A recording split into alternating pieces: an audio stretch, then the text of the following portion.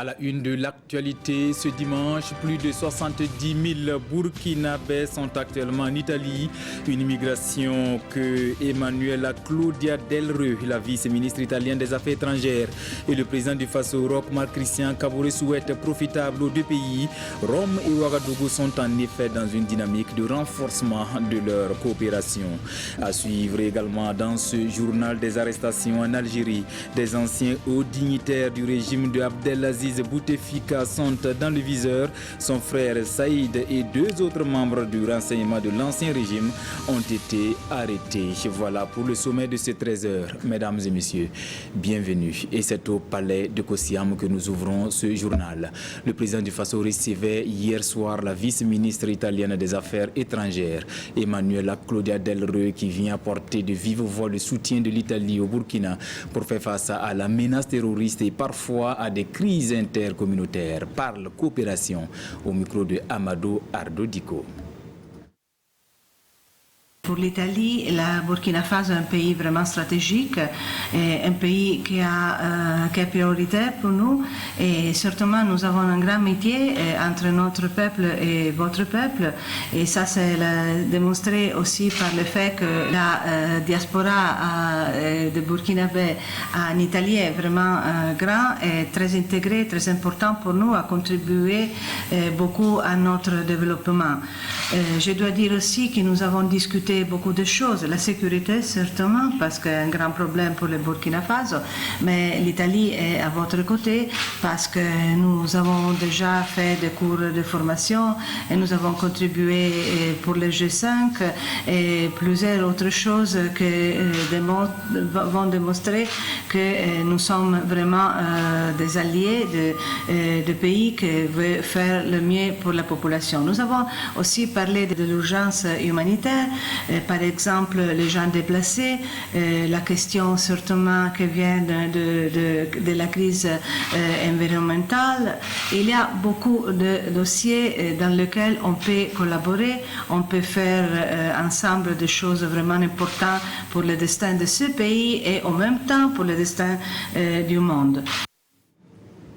Après l'entretien avec le président du Faso, l'émissaire italien a aussi rencontré la diaspora burkinabé vivante en Italie. Les échanges ont porté sur leur intégration une fois de retour au pays. Officiellement, 70 000 burkinabés vivent sur le sol italien. La problématique du transfert d'expertise et d'investissement a également été évoquée. Amadou Ardo Diko, reportage.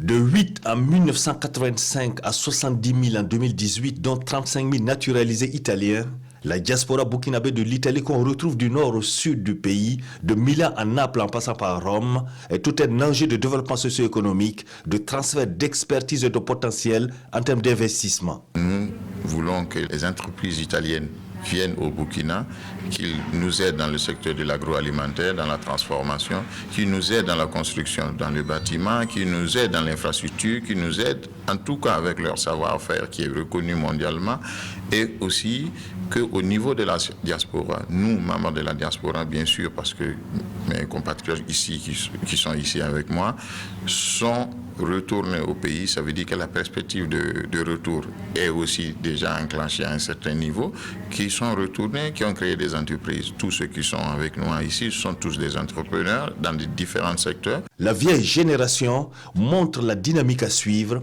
qui consiste à revenir, investir pour construire la patrie. J'ai installé à Ouaga, mes enfants ils sont là-bas, mes petits-enfants ils sont là-bas. Mais si je ne voulais pas retourner, mes enfants ne peuvent pas venir. J'ai fait beaucoup à Italie, mais je suis aujourd'hui chez moi. Donc j'ai préféré que tous les diasporas de Burkinabé à Italie n'aient qu'à penser à retourner au Burkina. Parce qu'on a parti pour chercher, on n'a pas parti pour rester là-bas. Regard croisé, celui de la diaspora italienne vivant au Burkina Faso. Je suis arrivée la première fois en 2015 avec le service civil, que c'est une occasion pour les jeunes italiennes de faire une année de volontariat. Et donc maintenant je suis là depuis le 2015 et j'ai fait Bobo, Dano, et maintenant j'habite à Ouaga. Ce qui m'a plu ici au Burkina Faso, c'est les gens, comment ils m'ont accueilli ici. Les Burkinabés sont vraiment chaleureuses et donc c'est vraiment, elles te donnent envie de rester ici au Burkina Faso et de travailler. On travaille vraiment bien avec. La diaspora participe au développement, à l'ouverture au monde et à la paix. Comme l'a si bien dit Kofi Annan en ces termes, la coopération et l'intégration des diasporas est un espoir d'un avenir meilleur pour l'humanité. Autre point de l'actualité pour l'assainissement du secteur de l'enseignement supérieur, le CAMES donne la juste information sur le processus d'accréditation des offres de formation à des représentants d'institutions et d'établissements de ces pays membres. C'était au cours d'un atelier d'approbation tenu ici même à Ouagadougou. Daouda Ouattara, Vincent Kendrebeogo. Initier les responsables des institutions d'enseignement supérieur et de recherche aux outils et référentiels en assurance qualité, présenter le programme d'accréditation et renforcer les compétences des participants, voilà ce qui réunit ici les acteurs de l'enseignement supérieur des pays membres du CAMES, le Conseil africain et malgache pour l'enseignement supérieur.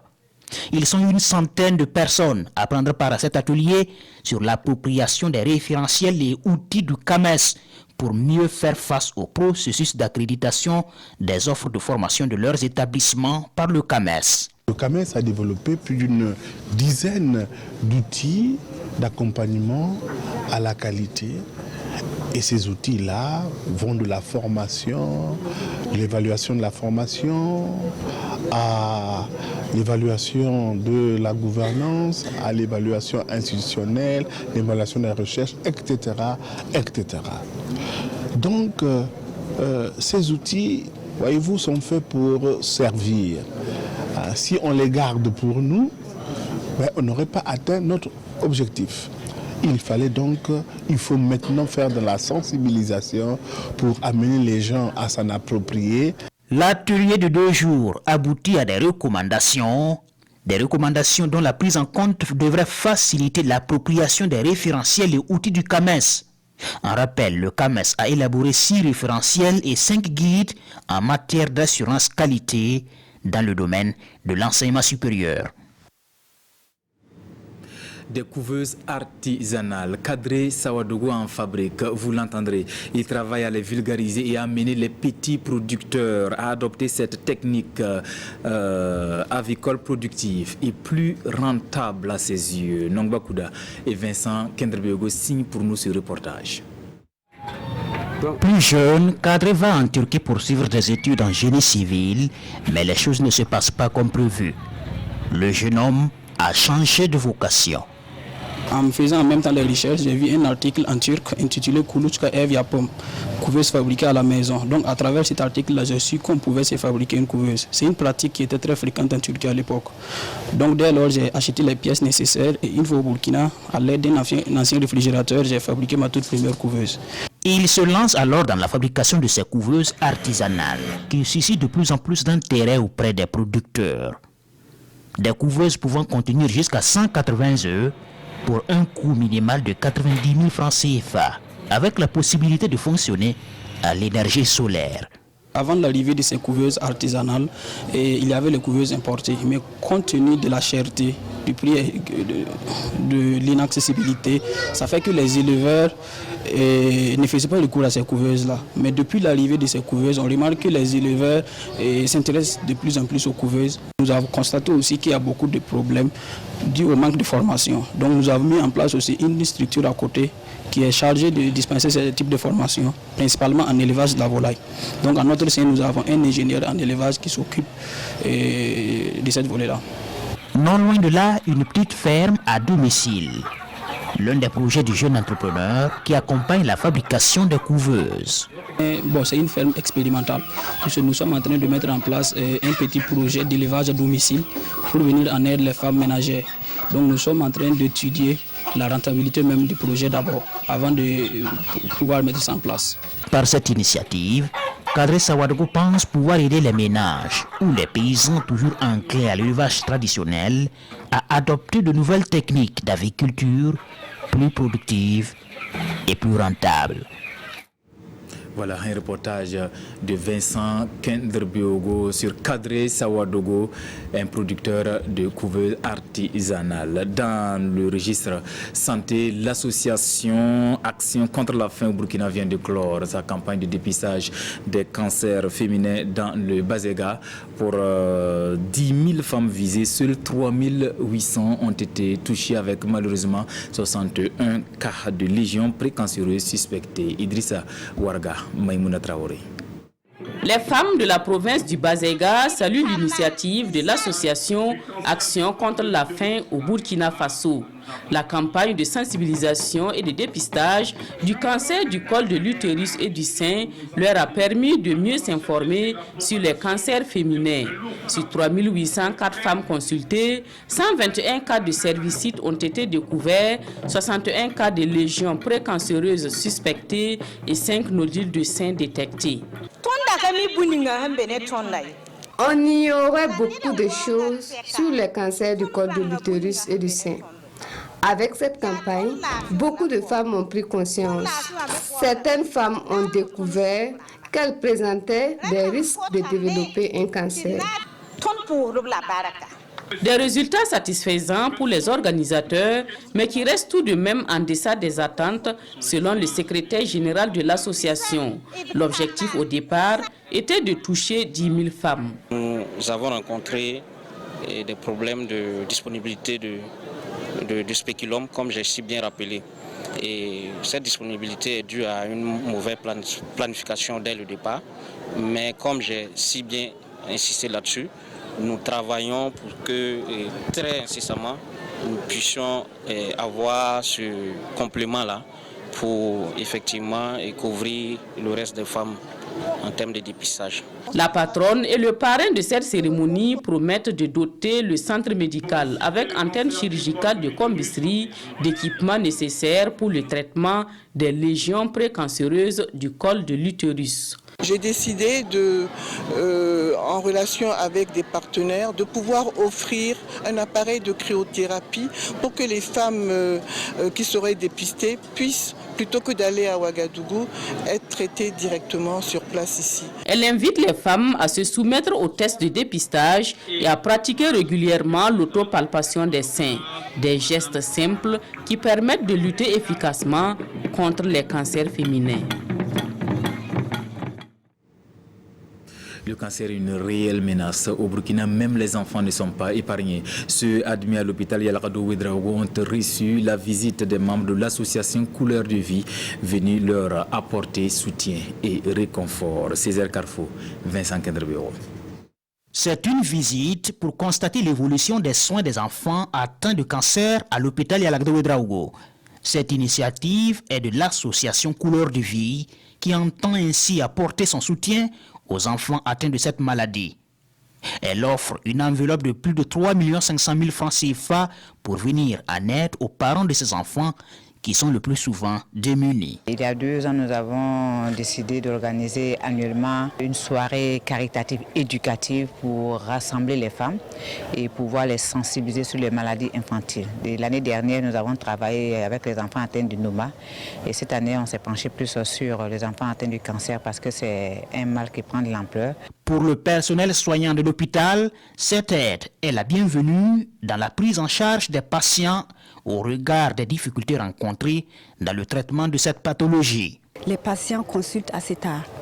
Donc je profite de lancer en même temps un appel aux parents pour qu'ils viennent consulter au plus tôt quand ils constatent qu'il y a quelque chose qui enfle sur le corps de l'enfant et qui est anormal, qu'ils aient vraiment la curiosité de consulter très tôt parce que ça peut être un cancer. Donc la deuxième difficulté vient du fait que présentement les enfants sont pris en charge à Charles de Gaulle et à Yalgado. Mais il n'y a pas de structure spécifique pour prendre ces enfants en charge.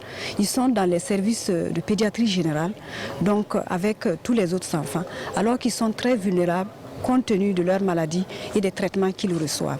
Depuis le début de l'année, plus de 70 enfants atteints de cancer ont été pris en charge à l'hôpital Yalgado Ouedraogo et à l'hôpital pédiatrique Charles de Gaulle, selon les responsables de la santé. Hommage au bonnet rouge. Je vous invite à la maison du peuple de Ouagadougou. C'est tenu la 11e édition de la nuit d'hommage aux autorités coutumières placées cette année sous le thème valeurs culturelles et cohésion sociale. Ambiance dans ce reportage de Oscar Soulama et Zoubaviel David Dabiré.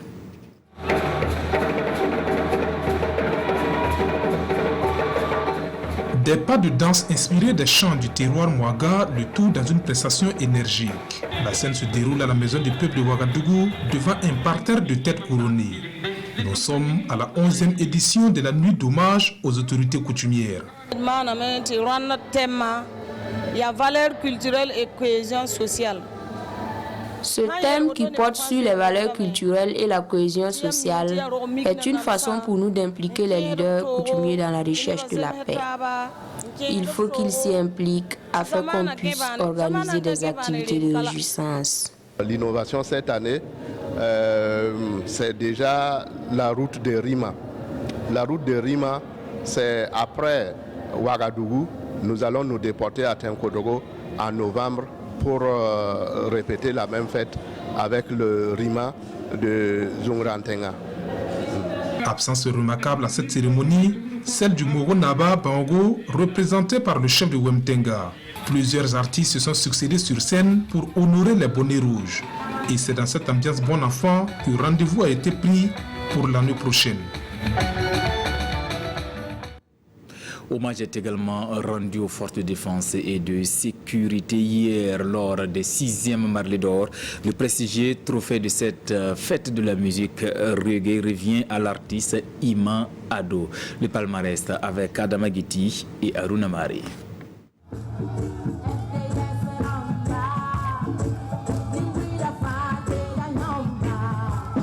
C'est un hommage aux forces de défense et de sécurité pour ouvrir la scène des Marley d'Or 2019.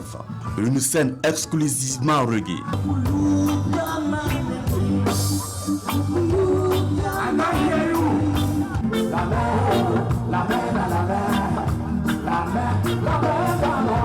Ce qu'on peut donner, c'est de leur dire, nous sommes avec vous matin, nous sommes avec vous le soir, nous sommes avec vous la nuit, même dans vos tombes, nous sommes avec vous. Après plus de 3 heures d'horloge de spectacle, c'est la fin du suspense. Ima Ado est déclaré lauréat du Marley d'Or 2019. Il repart également avec le trophée du meilleur titre d'inspiration traditionnelle. Le travail paye. Donc je suis content avec le Marley d'Or, tous ceux qui ont organisé, tous ceux qui ont pensé que cette initiative doit être quelque chose à partager avec la jeunesse. Une dizaine d'autres trophées sont également décernés à cette 6e édition.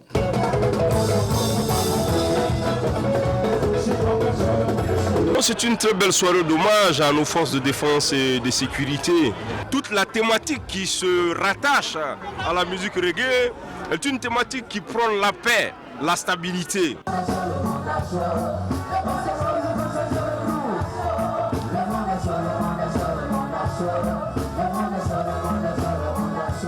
Star invité des Marley d'Or 2019, Tikenja Fakoli dédie son trophée d'excellence aux forces de défense et de sécurité.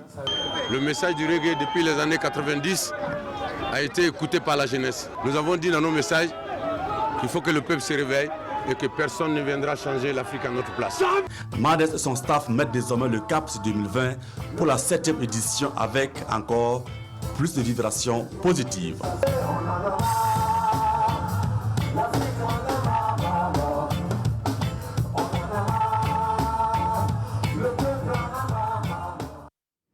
La page internationale de cette édition nous conduit d'abord en Algérie où le nettoyage des membres de l'ancien régime se poursuit. Le président Abdelaziz Bouteflika déchu il y a un mois. Son frère Saïd Bouteflika et 2 autres membres des renseignements ont été arrêtés hier. Suivant. Sur cette image, Saïd Bouteflika, le frère du président algérien déchu Abdelaziz Bouteflika, considéré comme le véritable homme fort du palais présidentiel depuis l'accident vasculaire cérébral de son frère, il a été arrêté samedi avec 2 anciens hauts responsables du renseignement, Mohamed Medienne, l'ex-patron des services secrets, et l'ex-coordinateur des services de renseignement Atman Tartag. Il semblerait que ces trois personnes aient été arrêtées dans le cadre d'une sorte de complot qui a été fomenté contre l'armée et aussi contre la République lorsqu'ils ont essayé d'imposer une autre solution, on va dire une autre solution politique après la décision d'Abdelaziz Bouteflika de ne pas se présenter à un 5e mandat. Saïd Bouteflika est l'une des figures honnies des manifestants qui descendent dans la rue chaque vendredi depuis fin février pour exiger la fin du système Bouteflika. Vraiment, on sent qu'actuellement, c'est à très très haut niveau que ça se joue. Le peuple, le mouvement populaire est en quelque sorte observateur, mais il a toujours son mot à dire chaque vendredi. Ces dernières semaines, plusieurs personnalités politiques ou économiques, toutes proches du régime Bouteflika, ont été entendues ou arrêtées par la police. Pyongyang laisse planer à nouveau l'ombre du doute dans le ciel coréen. Séoul inquiet ce dimanche après la confirmation de la Corée du Nord d'avoir procédé à des essais de lance-roquettes à longue portée.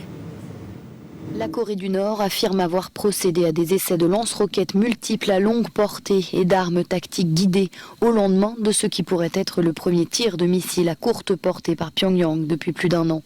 Des exercices supervisés par le leader Kim Jong-un, selon l'agence d'État KCNA.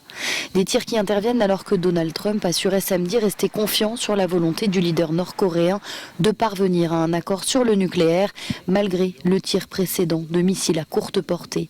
La présidence sud-coréenne a fait part de son inquiétude.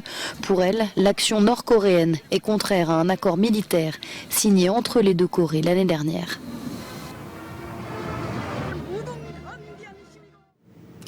Voilà pour l'essentiel de l'actualité. Merci de la fidélité au programme de la télévision du Burkina.